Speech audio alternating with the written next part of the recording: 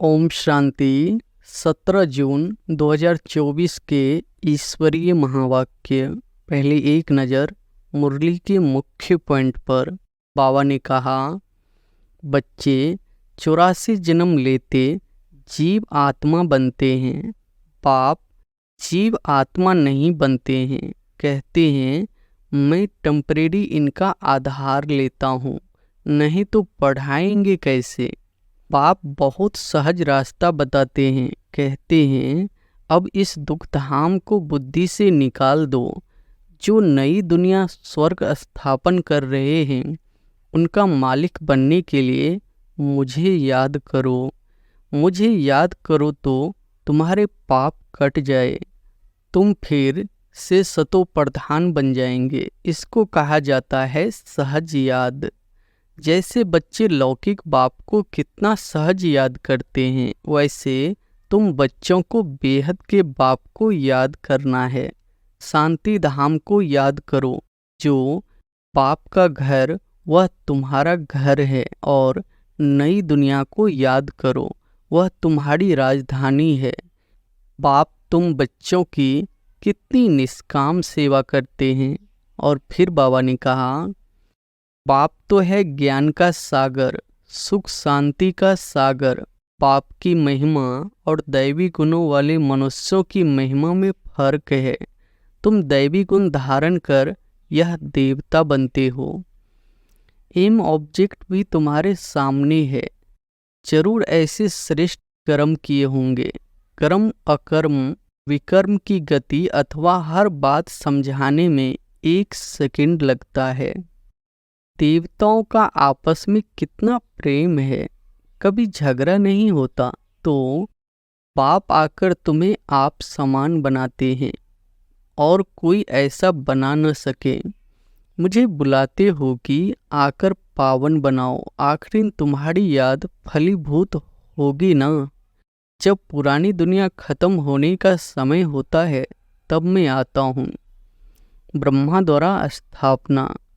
और फिर लास्ट में बाबा ने कहा, मैं तो एक ही बार सिर्फ इस तन का लोन लेता हूँ, किराए पर लेता हूँ। हम इस मकान के मालिक नहीं है। इनको तो फिर भी हम छोड़ देंगे, किराया तो देना पड़ता है ना। बाप भी कहते हैं मैं मकान का किराया देता हूँ। बेहद का बाप है, कुछ तो किराया देते होंगे ना। तुम भी विश्व के तख्त नसीन बन जाते हो। खुद कहते हैं मैं नहीं बनता हूँ। तख्त नसीन अर्थात ताओसी तख्त पर बिठाते हैं। शिव बाबा की याद में ही सोमनाथ की मंदिर बनाया है। भक्ति मार्ग जब शुरू होता है तो यह मंदिर आदि बनने में कितना खर्चा किया, फिर भी चोर लूट ले गए। रावण के राज्य में तुम्हारा धन दौलत आदि सब खलास हो जाता है। बाप ने तुमको डबल ताजधारी बनाया। रावण ने फिर दोनों ही ताज उतार दिए। अब तो नो ताज, न पवित्रता का ताज न धन का ताज, दोनों रावण ने उतार दिए हैं। फिर बाप आकर तुमको दोनों ताज देते हैं। इस याद और पढ़ाई से इस सर्वशक्तिवान बाबा को चलते फिरते श्वासों श्वास याद करो। अब यह उपाय बताने की सहायता खुद परमात्मा आकर करता है। और अब सुनते हैं महावाक्यों को विस्तार से।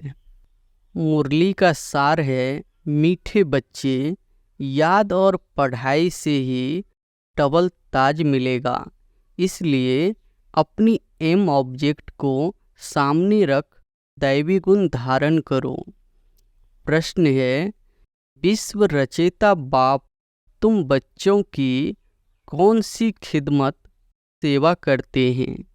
उत्तर है, बच्चों को बेहद का वर्षा दे सुखी बनाना यह खिदमत है।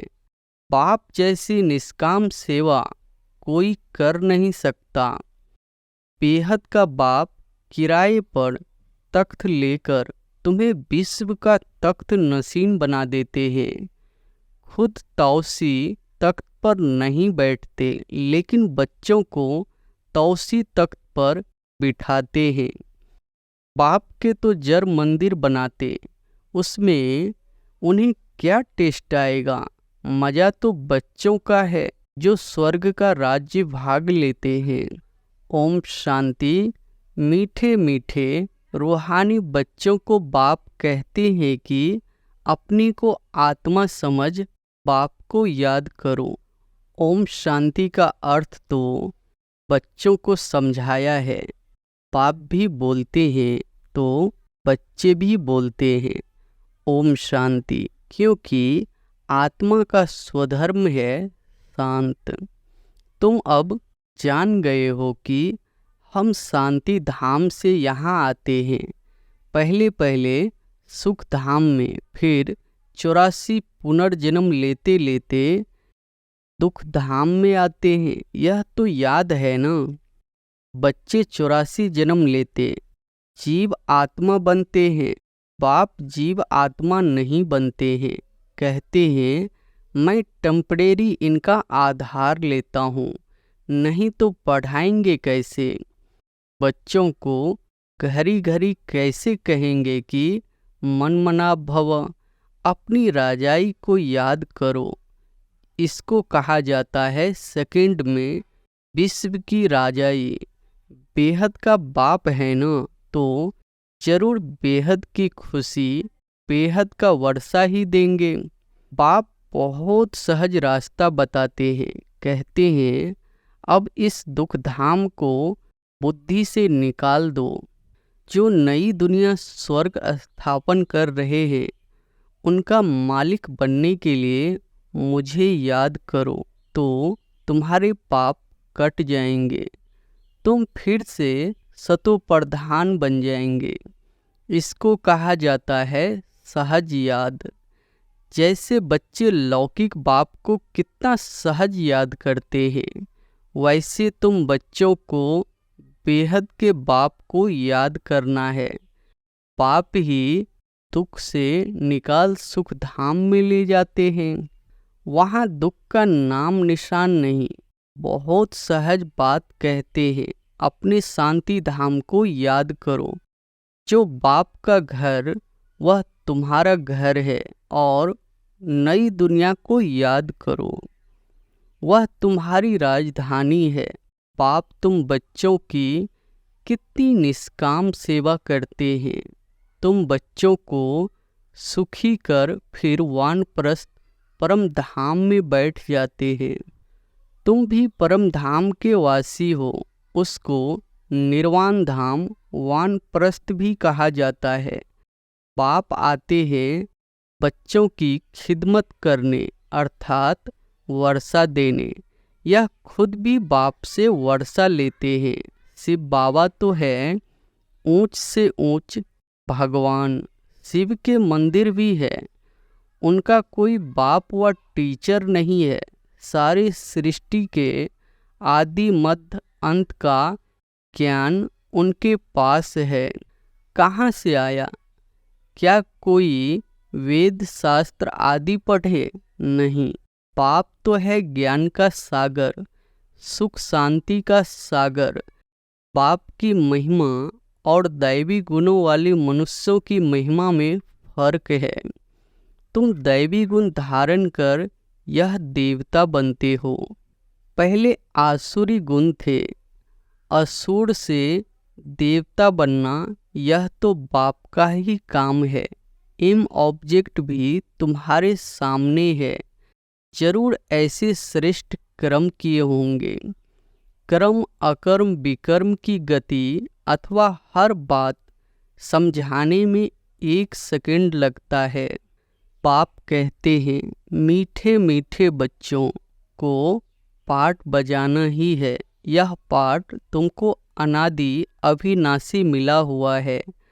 तुम कितना वारी सुख दुख के खेल में आए हो। कितना बार तुम विश्व के मालिक बने हो। बाप कितना ऊंच बनाते हैं।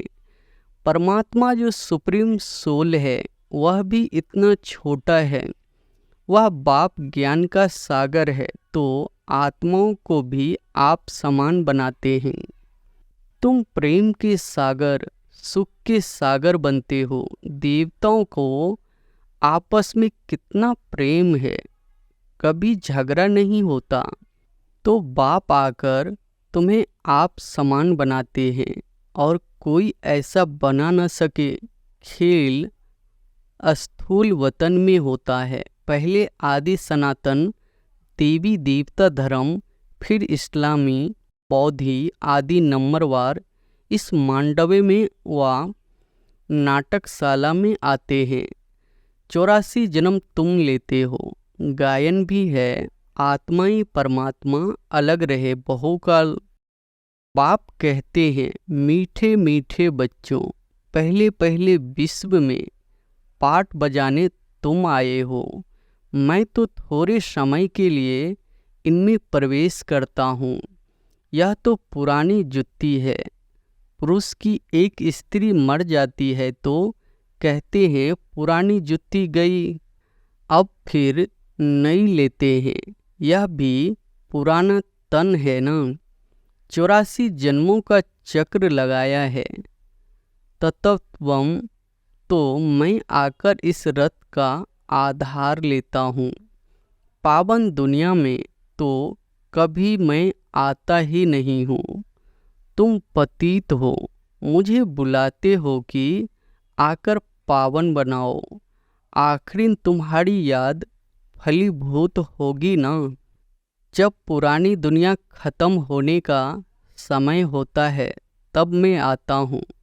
ब्रह्मा द्वारा स्थापना, ब्रह्मा द्वारा अर्थात ब्राह्मणों द्वारा पहले चोटी ब्राह्मण, फिर क्षत्रिय, तो बाजोली खेलते हो। अब देह अभिमान छोड़ देही अभिमानी बनना है। तुम 84 जन्म लेते हो। मैं तो एक ही बार सिर्फ इस तन का लोन लेता हूँ, किराए पर लेता हूँ। हम इस मकान के मालिक नहीं है। इनको तो फिर भी हम छोड़ देंगे, किराया तो देना पड़ता है ना। बाप भी कहते हैं, मैं मकान का किराया देता हूँ। बेहद का बाप है, कुछ तो किराया देते होंगे ना। यह तख्त लेते हैं तुमको समझाने लिए।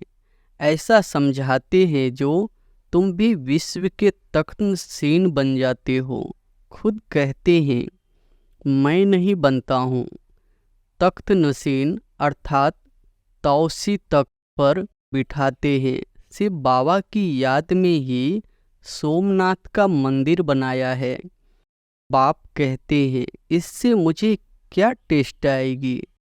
जर पुतला रख देते हैं। मज़ा तो तुम बच्चों को वर्षा में है। मैं तो स्वर्ग में आता ही नहीं हूँ। फिर भक्ति मार्ग जब शुरू होता है तो यह मंदिर आदि बनाने में कितना खर्चा किया। फिर भी चोर लूट ले गए। रावण के राज्य में तुम्हारा धन दौलत आदि सब खलास हो जाता है।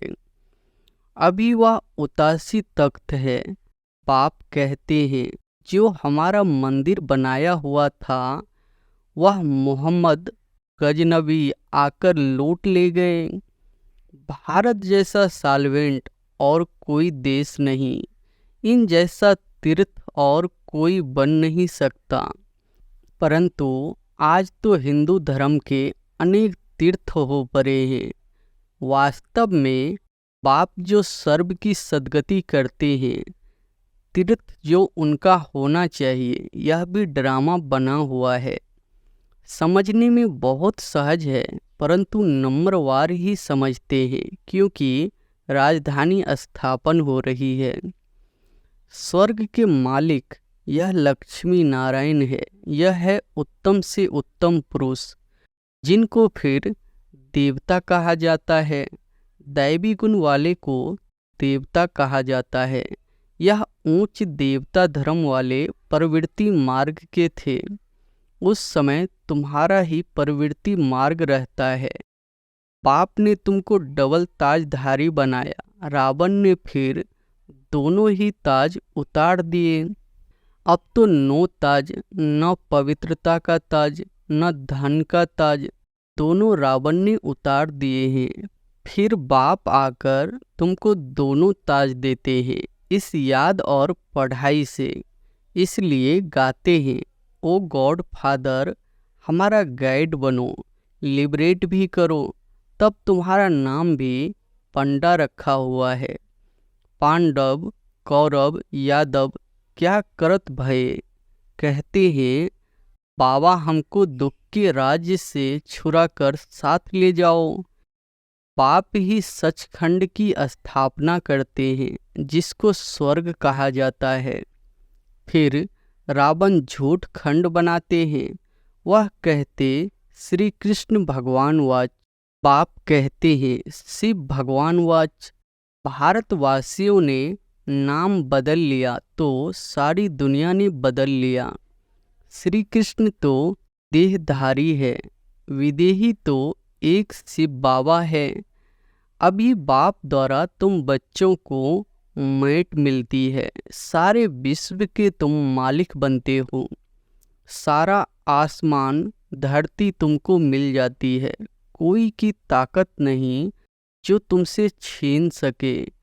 पौना कल्प उन्हों की तो जब वृद्धि होकर करोड़ों की अंदाज में हो, तब लश्कर ले आकर तुमको जीते। बाप बच्चों को कितना सुख देते हैं, उनका गायन ही है दुख हरता सुख करता। इस समय बाप तुमको कर्म अकर्म विकर्म की गति बैठ समझाते हैं। रावण राज्य में कर्म विकर्म बन जाते हैं, सतयुग में कर्म अकर्म हो जाते हैं। अभी तुमको एक सद्गुरु मिला है जिसको पतियों का पति कहते हैं, क्योंकि वह पति लोग भी सब उसको याद करते हैं। तो बाप समझाते हैं यह कितना वंडरफुल ड्रामा है। इतनी छोटी सी आत्मा में अविनाशी पाठ भरा हुआ है जो कभी मिटने वाली नहीं है। इनको अनादि अविनाशी ड्रामा कहा जाता है। God is one. रचना अथवा सीढ़ी और चक्र सब एक ही है। न कोई रचता को न रचना को जानते।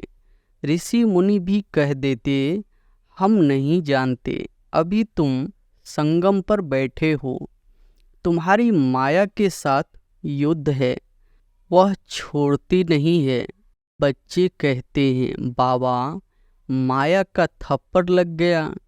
बाबा कहते हैं बच्चे की कमाई चट कर दी। तुम्हें भगवान पढ़ाते हैं तो अच्छी रीति पढ़ना चाहिए। ऐसी पढ़ाई तो फिर 5000 वर्ष बाद मिलेगी। अच्छा मीठे मीठे सिकिलधे बच्चों प्रति माता पिता बाप दादा का याद प्यार और गुड मॉर्निंग। रूहानी बाप की रूहानी बच्चों को नमस्ते।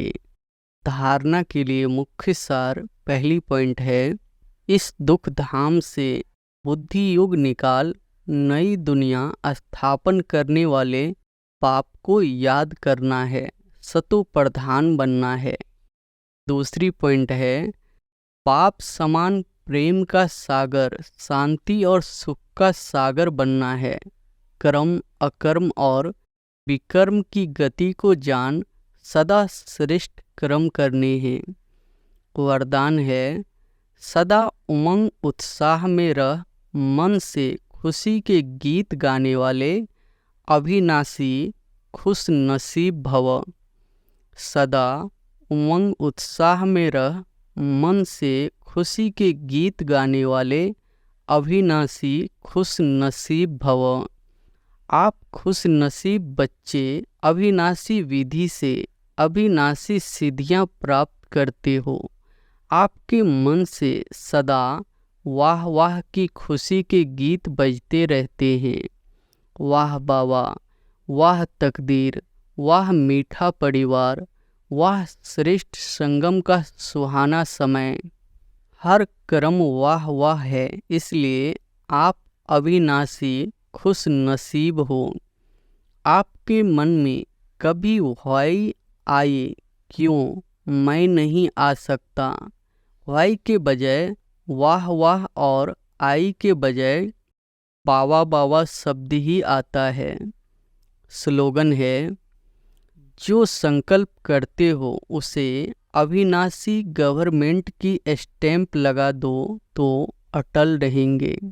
जो संकल्प करते हो उसे अविनाशी गवर्नमेंट की स्टैंप लगा दो तो अटल रहेंगे।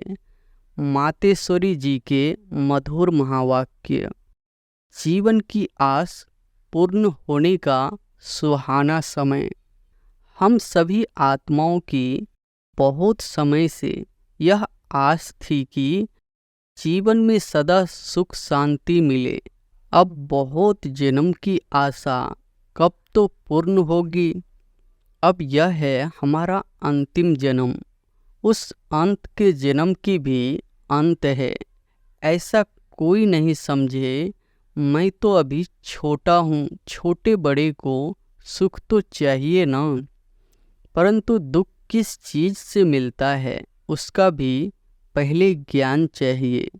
अब तुमको नॉलेज मिली है कि इन 5 विकारों में फंसने कारण यह जो कर्म बंधन बना हुआ है उनको परमात्मा की याद अग्नि से भस्म करना है। यह है कर्म बंधन से छूटने का सहज उपाय। इस सर्वशक्तिवान बाबा को चलते फिरते श्वासोश्वास याद करो। अब यह उपाय बताने की सहायता खुद परमात्मा आकर करता है, परंतु इसमें पुरुषार्थ तो हर एक आत्मा को करना है। परमात्मा तो बाप टीचर गुरु रूप में आए हमें वर्षा देते हैं, तो पहले उस बाप का हो जाना है, फिर टीचर से पढ़ना है। जिस पढ़ाई से भविष्य जन्म जन्मांतर सुख की प्रालब्ध बनेगी, अर्थात जीवन मुक्ति पद में पुरुषार्थ अनुसार मर्तबा मिलता है और गुरु रूप में पवित्र बनाए मुक्ति देता है। तो इस राज को समझ ऐसा पुरुषार्थ करना है। यही टाइम है पुराना खाता खत्म कर नई जीवन बनाने का। इसी समय जितना पुरुषार्थ कर अपनी आत्मा को पवित्र बनाएंगे उतना ही शुद्ध रिकॉर्ड भरेंगे, फिर सारा कल्प चलेगा। तो सारे कल्प का मदार इस समय की कमाई पर है। देखो, इस समय ही तुम्हें आदि मध्य अंत का ज्ञान मिलता है। हमको सो देवता बनना है और अपनी चढ़ती कला है, फिर वहाँ जाके प्रालब्ध भोगेंगे। वहाँ देवताओं को बाद का पता नहीं पड़ता कि हम गिरेंगे। अगर यह पता होता कि सुख भोगना फिर गिरना है तो गिरने की चिता में सुख भी भोग नहीं सकेंगे। तो यह ईश्वरीय कायदा रचा हुआ है कि मनुष्य सदा चढ़ने का पुरुषार्थ करता है, अर्थात सुख के लिए कमाई करता है। परंतु ड्रामा में आधा आधा पार्ट बना पड़ा है। जिस राज को हम जानते हैं, परंतु जिस समय सुख की बारी है तो पुरुषार्थ कर सुख लेना है। यह है पुरुषार्थ की खूबी। एक्टर का काम है एक्ट करने समय संपूर्ण खूबी से पार्ट बजाना, जो देखने वाले हेयर हेयर वाह वाह करे।